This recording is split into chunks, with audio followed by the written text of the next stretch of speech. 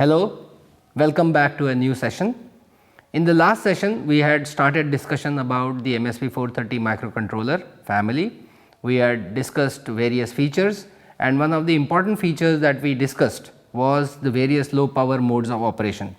We had also discussed how very little current is required to power an MSP430 circuit. I have a very interesting demonstration for you, which consists of a MSP430 circuit which is powered with the help of a lemon battery. As you can see here, I have created a battery made out of lemons and two electrodes. These electrodes are made out of copper and zinc, and the voltage produced by this battery, there are 4 batteries in series, each battery is producing 0.9 volts. So, roughly the voltage is 3.6 volts, which is suitable for powering a MSP430 circuit. Here you can see that the LED is blinking. I will draw the circuit for you of what we have done, and you can try to create such a circuit at your end.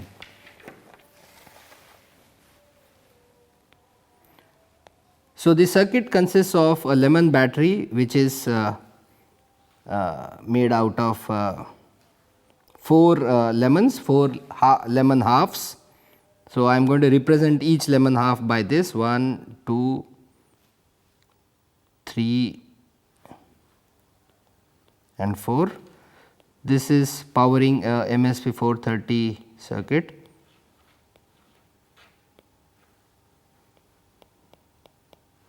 This is DVCC, this is DVSS, and we also have connected a capacitor just so that it stabilizes and filters the voltage produced by. So, this is made out of lemons plus copper electrode plus zinc.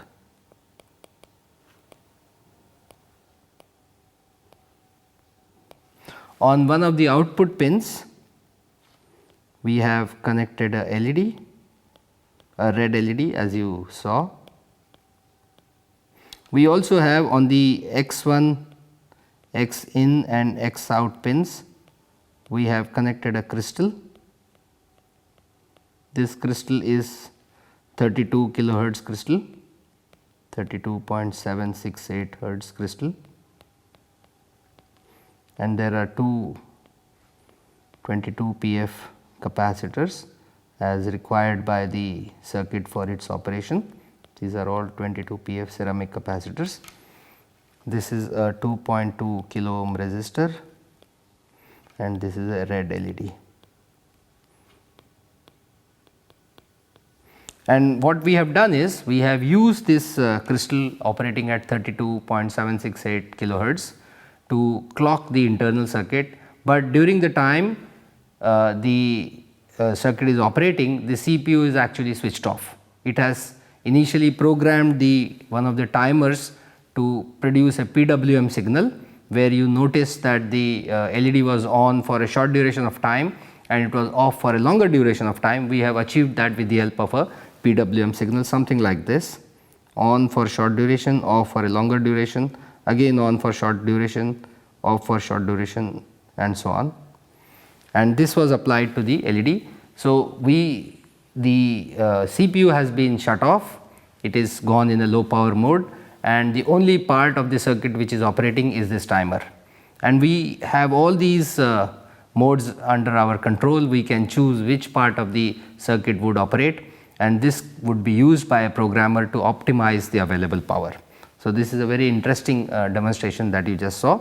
Let us resume our discussion, which was to look at the pinout of MSP430 G series microcontrollers, because we are going to use G series microcontrollers throughout our discussion. So, if you see here, it is a 28 pin G series microcontroller. Pin number 1 and 28 refer to the power supply pins here and here. This is VCC and this is ground, this is ground. Then most of the pins have multiple functions. Each pin offers multiple functions, and it would depend on you, the programmer, the designer, to write an appropriate program so as to select the functionality that you would require, that you would want in your application. For example, if you look at pin number 2, it can act as port P, bit number 0, or it can act as a clock for timer A. It can also act as analog input, and it can also act as comparator input, because this particular MSP430 microcontroller has one comparator, as we discussed in the previous lecture. If you notice here, let us go on the other side, these two pins X in and X out would be used to connect an external crystal, should you choose to have that option. If you want, you could use an internal RC oscillator, a calibrated RC oscillator, to power the microcontroller if you want it that way. And if you wanted a more accurate source of timing, then you could connect a crystal here. If you choose not to have a crystal, then these two pins, pin number 27 and 26, could also act as port pins, as you see here, P2.6 and P2.7. This 28 pin IC has 2 ports, as you see. Actually it has 3 ports, P1, P2 and P3, and lot of functionality that is available in this microcontroller is distributed across the pins of these 3 ports. Let me show you another interesting pin. This is the reset pin, and this one is the test pin. The reset and test pin also serve as the SPI by wire interface to the microcontroller. Also, if you look at pin number 3 and 4, these are one of the functions that is available on these 2 pins is dealing with the UART, and you would use these UART pins if you would want to program this microcontroller using the bootloader method. As I have mentioned repeatedly, the MSP430 lunchbox kit uses the bootloader method of programming this microcontroller. So they would use pin number 2 and 3. Apart from that, across the chip you would see several functions. If you look at pin number 6 here, it is also an input for a voltage reference if you want to have an external voltage reference for the on-chip ADC. You could also use the internal reference voltages, but you can also override that by writing an appropriate program so that pin number 6, whatever external voltage that you apply, would serve as the reference voltage for the on-chip ADC. Let us proceed to the next slides and discover more about this microcontroller family. Here is the same microcontroller, G series microcontroller, in a different footprint. This is a TQFP footprint, because you see there are pins all around this IC. This is the functional block diagram of the MSP430G2X53 family. For example, one of the numbers would be MSP430G2553. MSP430G2553 is what we are using in our lunchbox. Now let us start from top left. Here these are the 2 X in and X out pins, which you as a designer could want to put a external crystal here, which would generate the system clock. It would also generate 2 more clocks called A clock and SM clock. A clock and SM clock are used by the peripherals which are available on the microcontroller, whereas M clock is used to power the CPU. The CPU, let us go down, the CPU has 16 general purpose registers. We will come to that. Let us go across, and now you see this microcontroller series offers flash memory for the program memory, ranging from 2 kilobytes at the lowest value to 16 kilobytes. It has RAM, and there are 2 options: either you get 256 bytes of RAM or you get 512 bytes. It has a ADC here, and you get 10-bit resolution ADC with 8 channels. There are 3 ports available, but depending upon the physical footprint, you may get 1 port or 2 ports or all the 3 ports. Each of the ports has 8 pins here, and each of these pins have the capability to act as an interrupt input. Apart from that, you can also choose to have pull up and pull down resistors. We have discussed the pull up and pull down resistors in our discussion on physical interfacing, and we will also discuss it in future. All the 3 ports, P1, port 1, port 2, port 3, each having up to 8 pins, has uniform capability, that it has interrupt in capability as well as pull up pull down. Port 3 unfortunately does not have interrupt inputs. If we go down here, here we have the USIC, that is Universal Serial Communication Interface. It has 2 parts to this, USCI A0 and USCI B0. The USCI A0 offers 4 modes of operation. Either it can act as a UART, Universal Asynchronous Receiver Transmitter, or it can act as LIN, Local Interface Network, or it can act as for infrared communication, or it can act as one of the SPI ports. The second channel of serial communication offers 2 options. Either you can operate it as SPI interface, or you can operate it as I2C bus. So, if you look at the serial communication options, you can use the USCI to give you 2 channels of SPI, or you can have 1 SPI and 1 I2C, or you can have 1 UART and 1 SPI, you can have 1 UART and 1 I2C, and so on, all the combinations that you can make with these 2 channels of communication. To the left of this, we have timer which has 3 compare registers. We have another timer which also has 3 compare registers. Both these timers are 16-bit timers. Next to that is a watchdog timer, and as you notice here, this watchdog is a 15-bit watchdog, which means the maximum count that it will count before it overflows, and this would be used to reset the system, is 2 raised to power 15, which is 32,768. Next to that is a comparator with 8 inputs, and you could select which input you would want to connect to the inputs of the comparator. And we also have brownout protection, which means this part of the circuit will provide brownout reset source, one of the reset sources that we discussed in the past. This is one of them. Towards the leftmost under the CPU, you have JTAG interface, and we saw in the pin diagram here, let me show you here, that this pin diagram has entire 4 pins of the JTAG, that is TCK here, TMS, and then you have TDI and TCLK. If you want to have a shorter or a smaller interface to the same JTAG, then you would use this SPI by wire. Both of them give access to the JTAG controller, one in the explicit form, one through the SPI by wire. So, that is what we have on the chip, the JTAG interface, and you could have access to the JTAG interface through the SPI by wire communication also.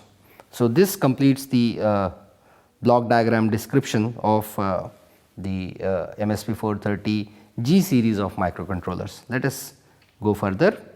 Now, it is very important to be able to read a data sheet, because data sheet provides you wealth of information more than what a course can teach you about. The course can only sensitize you that a data sheet is a wealth of information, but you as the end user, you as the engineer must know where to look for relevant information inside a data sheet. So, I am going to open up a data sheet and go through it so that you are able to understand. The first page of any data sheet, whether it is about the microcontroller or it is about a discrete component, will list out the salient features. So, if you see here, it talks about the features here, where it says the low power voltage range is 1.8 to 3.6 and so on, and that it has various modes of operation, active mode and sleep modes, standby modes. It has serial communication protocols, it has on chip comparator, all that we have discussed, but usually it will be available in the first part of the first page of a data sheet. Then it might describe the details about it, about the microcontroller. Then in this case, it has available options in terms of the peripheral features that this microcontroller has. Then if this if this data sheet refers to a certain family, it will talk about the pinouts that are available. In this case, it says that it is available in TSOP as well as DIP on this page, and the next page shows a QFN, which is quad package, which has pins on all sides, the same pins distributed on for all sides. Here is the functional block diagram, the one we just discussed a few moments ago. It has what are the various terminals, where the pins of the microcontroller, what are the functions of each of these pins, what alternate functions those pins serve. This is a list table of that.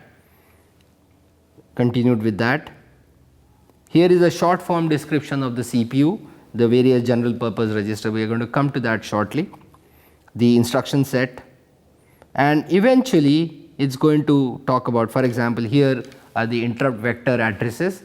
These locations will be used to put pointers to the interrupt subroutines if you want to use those interrupts in your system. This is a description of all the special function registers,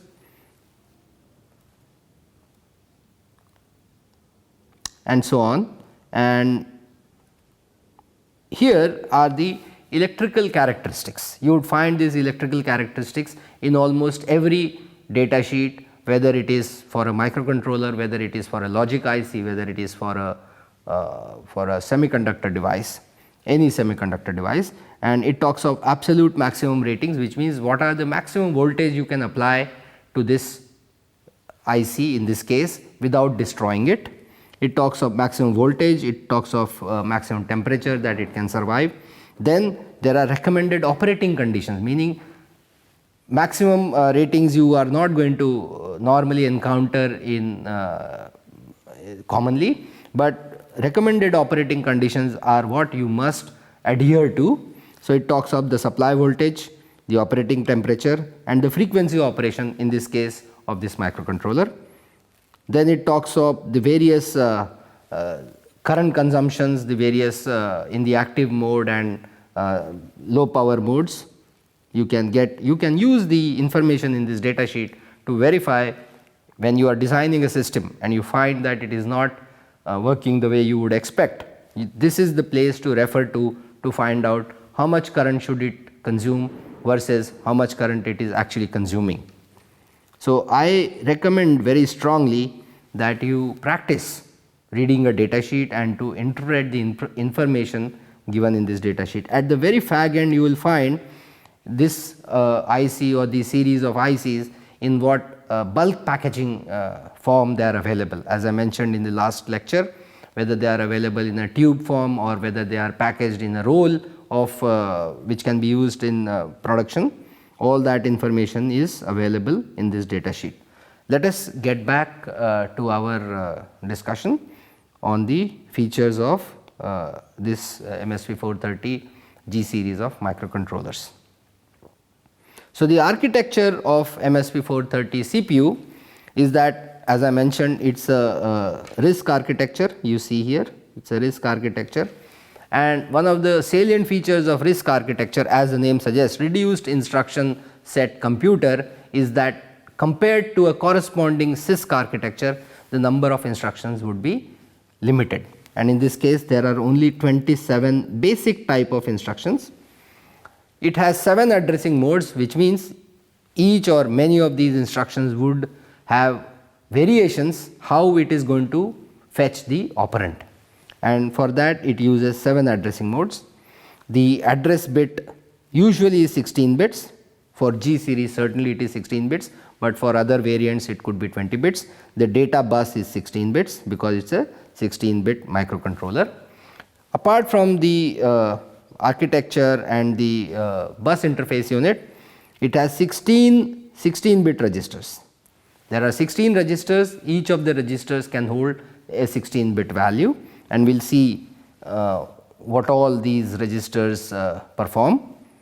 The maximum clock frequency for a G series is 16 megahertz, and for the F series it is 25 megahertz. The registers have an interesting feature that they can be used to get constant values. And so there is a constant generator. I am going to come back to the constant generator shortly. It has direct memory to memory transfer. So you want to move a chunk of memory, or you want to copy some part of memory into another section of the memory, you can do that without bringing a register in the picture. And the instructions have word and byte addressing, which means there are instructions which can fetch a word, which means 2 bytes, and there are instructions which can fetch or deal with a single byte of instruction. The memory architecture is von Neumann here, which means there is a unified memory map, and in the same memory map you would have program memory, you would have data memory, and in this case it also has access to the special function registers. These registers control the input output peripherals of MSP 430 microcontroller. The address bus allows you up to 64K memory locations, as we have seen, but in some cases it also has 20 address lines, and you can have 1048 1 million memory locations like this. The data bus is 16 bits wide, so you can transfer either 16 bits in a single cycle, but you can choose to have only a byte of data transfer as well. The way the words are stored, a word here means one word is equal to 2 bytes, which is equal to 16 bits.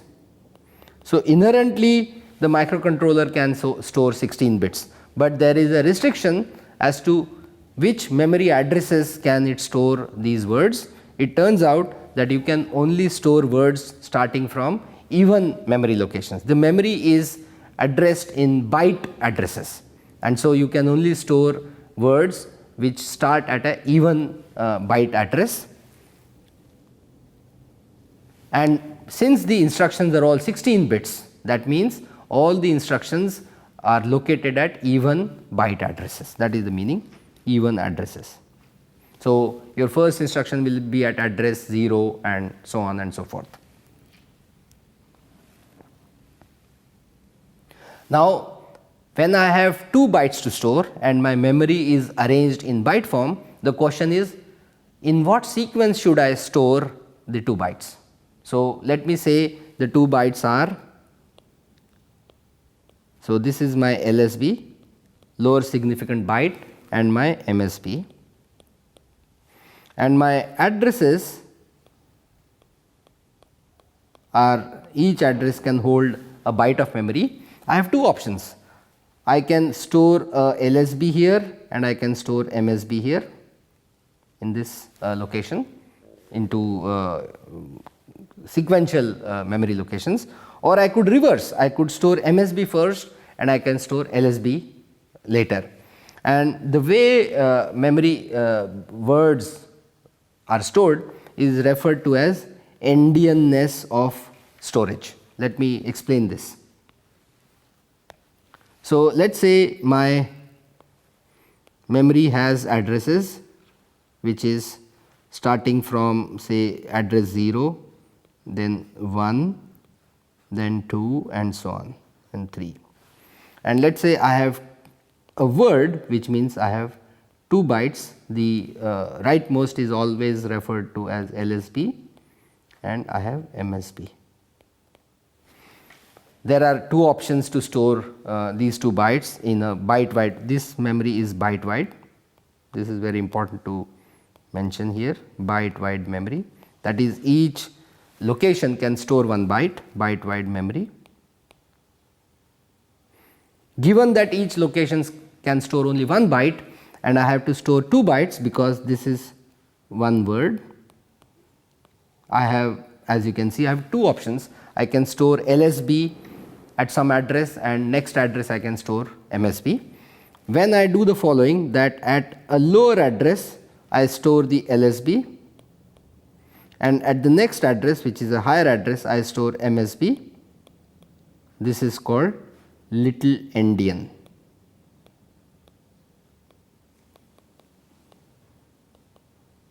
On the other hand, if let us say at a subsequent address maybe 10 and next address is 11.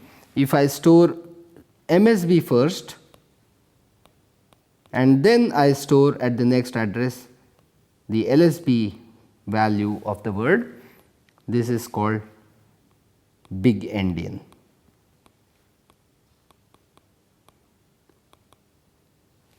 So, as a computer engineer, as a electronics engineer who is into embedded system design, it is very important to know the architecture that you are using, what kind of endianness, this is the term I would call endianness. It is not Indian, we are Indians, but we are talking of endianness. How are the endings of the bytes being stored? This is referred to as endianness. So, there are two methods, one is the little endian, the other is the big endian. For MSP 430, the designers have chosen to use little endian format of data storage. Let us go back. Now, if you see here, let me zoom this up for you.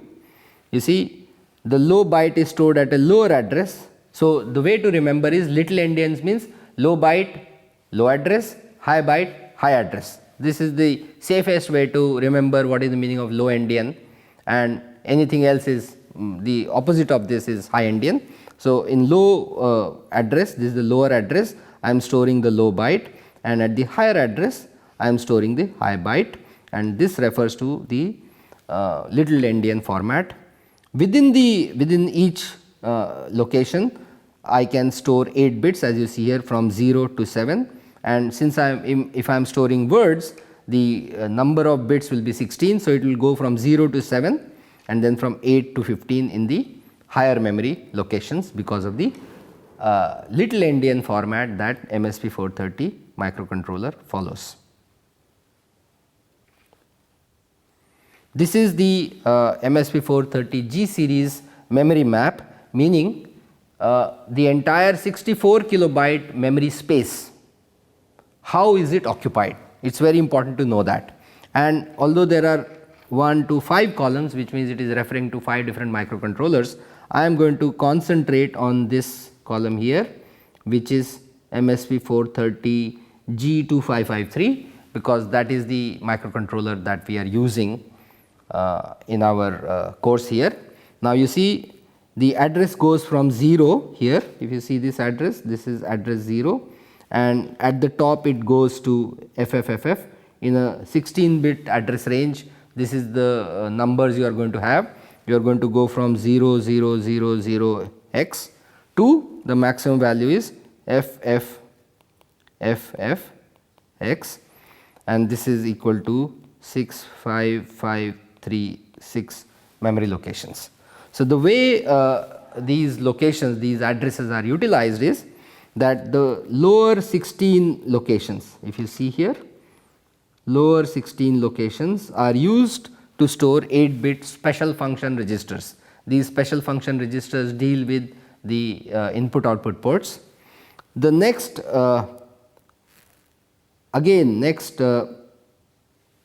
lot more locations from 10 hex, that is 16, to FF, that is 256, they are reserved for storing 8 bit peripherals, and thereafter from 100 hex to 1FF. Let us see how much that is. This is further 256 locations are used to store 16 bit information about 16 bit peripherals, that is such peripherals which require 16 bit of data, they are accessed in this range.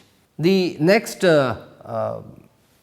memory addresses are used to store the RAM, which is the data memory. In this case, the address starts from 0200 to 03FF, and this, let me explain, this is if I go from 0100 to 01FF, these are 256 memory locations. In our case, we are going from 0200 to 03FF, and these are 512 bytes of 512 locations. That means, in this range we have mapped, the MSP 430 microcontroller has mapped RAM in this memory location, and so this is what we have. Thereafter there is some gap and you come at here, which is 01000, that is 1000 FF, and this is called as information memory. Now information memory is also flash memory, except this information memory is used to store user data that you would not want to be lost if the power is switched off. So this is basically a flash memory, and in the G2553 microcontroller you have 256 bytes of flash memory defined as information memory. And at the top we have the main program memory. In this case we have 16 kilobytes, and this is the address range actually, of which there are the 16 kilobytes are utilized in two ways. So the starting address is C3000 to 4Fs. Let me mention what it is. So our addresses are C000H to FFFF. We have already seen that the lower two digits refer to 256 bytes of memory, and here we have FF minus C0. So it will go from C0 to CF, then D0 to DF, then E0 to EF, and F0 to FF, and each of these pages is like 16 locations. So we have total of 256 bytes into C0 to CF is 4 segments, and like that we have total of into 4. So this into this is 1 kilobyte, and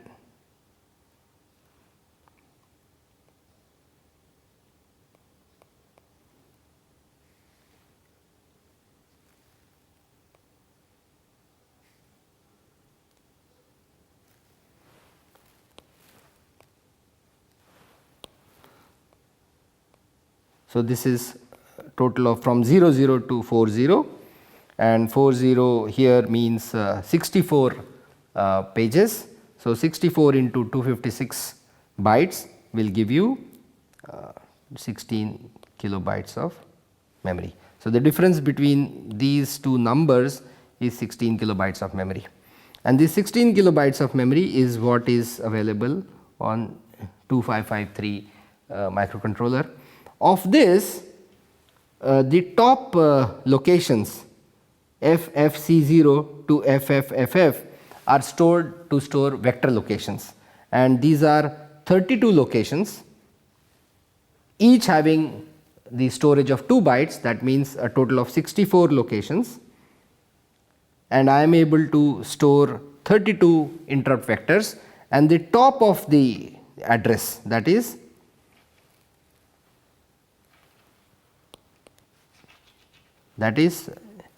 FFFE and FFFF, these are 2 memory locations. This is the reset vector. So what happens when you reset this microcontroller, or this microcontroller is reset in any which way, whether it is a user reset or whether it is a brownout reset or watchdog reset, it goes to this memory location. At this memory location it reads the value and it jumps to that memory location, which has to be in this code memory region, and from there it will fetch the first instruction, interpret it, execute it, increment the program counter and go to the next location, and so on and so forth. So this is the way the entire memory map of G2553 microcontroller, a 64 kilobyte memory map, is utilized for storing the peripherals, the RAM, the information memory, and the main code memory, as well as storing the interrupt vectors. So we stop our lecture here, and we will resume in the next session, and we will continue this discussion about MSP 430. Thank you.